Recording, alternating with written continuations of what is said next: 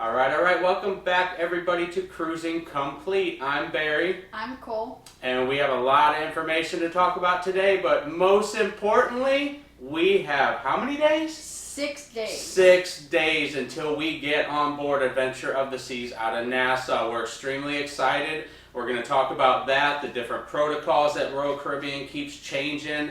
We just had some more protocols as far as the testing changes for our cruise. So we'll talk about that, what's going on with the Windjammer. Are we going to be able to eat at the buffet? There's certain times we won't be able to, etc.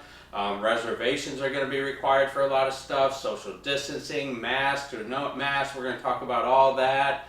The Celebrity Cruise just went on its first sailing out of St. Martin. It just returned yesterday. Adventure of the Seas left for its first sailing yesterday out of Nassau. So we're going to touch on all that. What do you say? Let's cruise into it.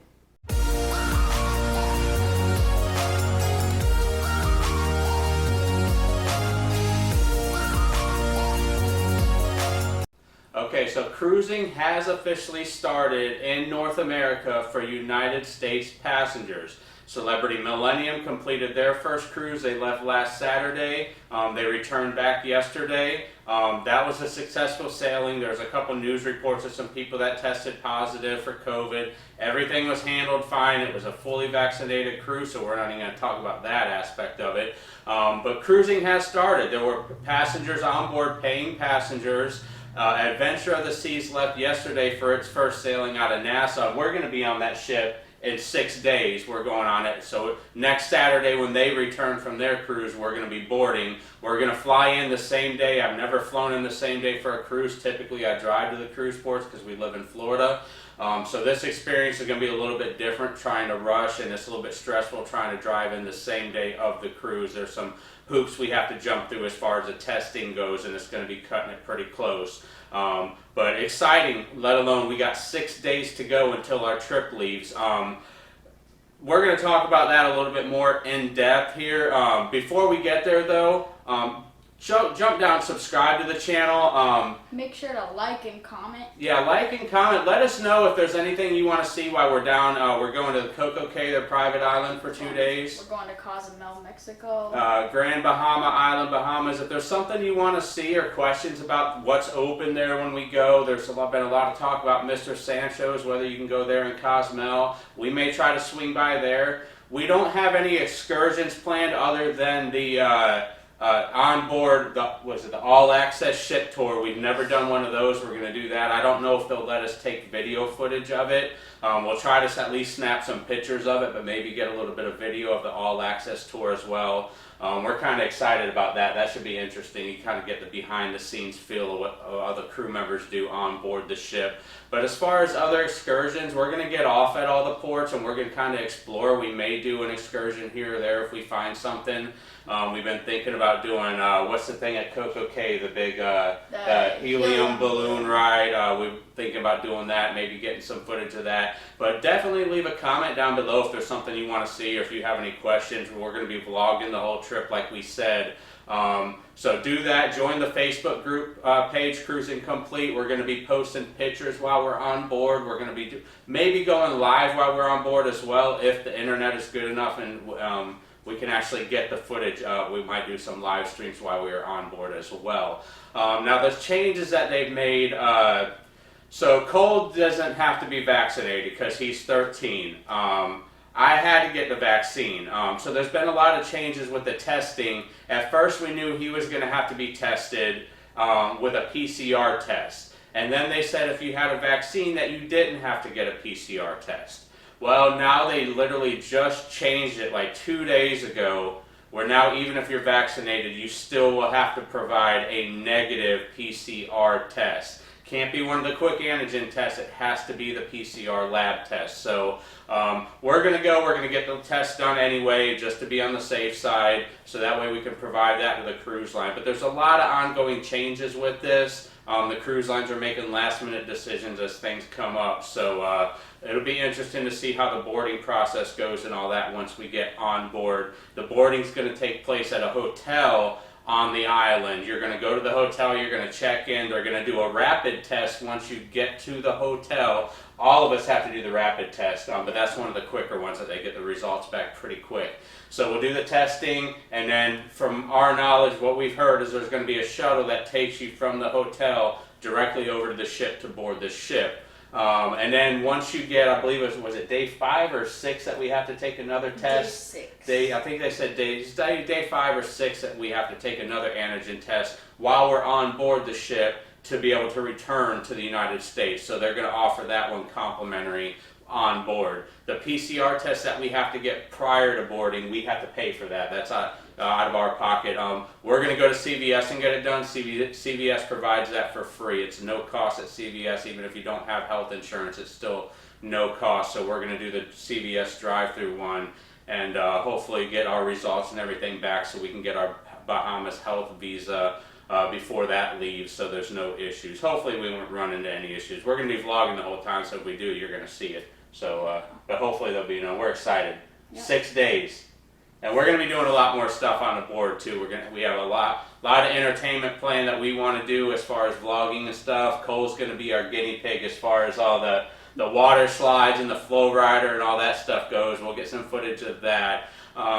Now, I didn't even think about this until Cole brought it up to me, but he's technically not going to be in the regular kids club anymore. He just turned 13, so now he's moving up to the teen club. Well, the teen club on board is a little bit different as far as checking kids in and out. They're more free to go and come as they please. They don't really have a check-in or check-out process for the teens.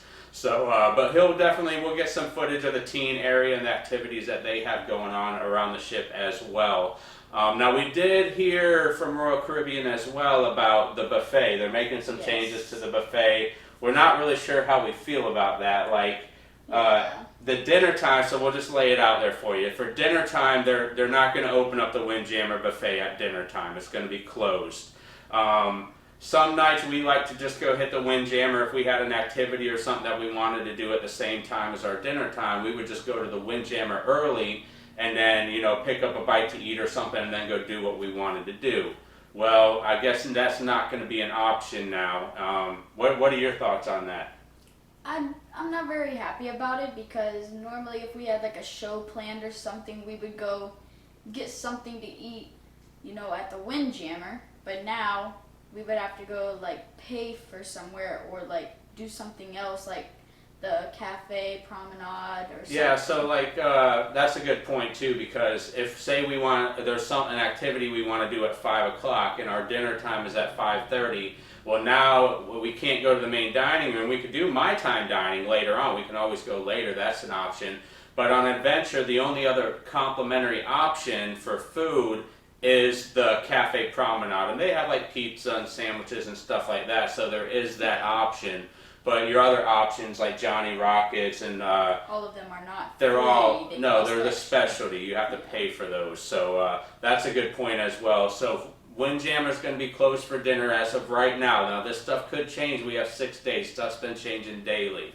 But they also said during Windjammer when they're open, reservations are going to be required. So I'm guessing that's going to be required for breakfast and lunch. Yeah. The other downside to that is they usually would do like late night snacks in the Windjammer, like have maybe one section of it open and just have like burgers, hot dogs, fries, some little like tacos, stuff like that. They had different food every day, obviously, but it was kind of late night snack foods. And sometimes we would go in there late at night. I would leave the casino, he'd leave the kids club or whatever, and we'd go just pick up some snacks there. So now again, Cafe Promenade's pretty much going to be your only option. And the reason I think they're doing this is it's not going to be a fully staffed cruise. They're not fully staffed because we're going to be sailing at about 50% capacity from what we've heard. So obviously they can't fully staff the cruise ship for that. Dinner time's going to be busy in the main dining room, so they're probably using all of their dining personnel for the main dining room to accommodate that. So with them having to serve food now in the Windjammer and it not being self-service, it's probably going to be pretty hard for them to put, all the staffing they need in the Windjammer to have it open for dinner time. I'm not positive that's why they did it, but that's just my thought process on maybe why, one of the reasons why is so they could utilize their staff properly for the dining room. But it's going to be fun either way. I mean, we'll vlog about it and see what it's like, and that may change before we get on the boat. But like I said, we're excited. We're going to get off in Cozumel, roam around, maybe do Mr. Sancho's, go there. We've never been. Grand Bahama Island, I have no idea what we're going to do. We're just going to probably get off and mosey around the island. We may check on board once we get on board any more shore excursions or something, or just, you know, do one ourselves while we get off and we're roaming around the island, find something that we want to do. But definitely comment below, hit the like button.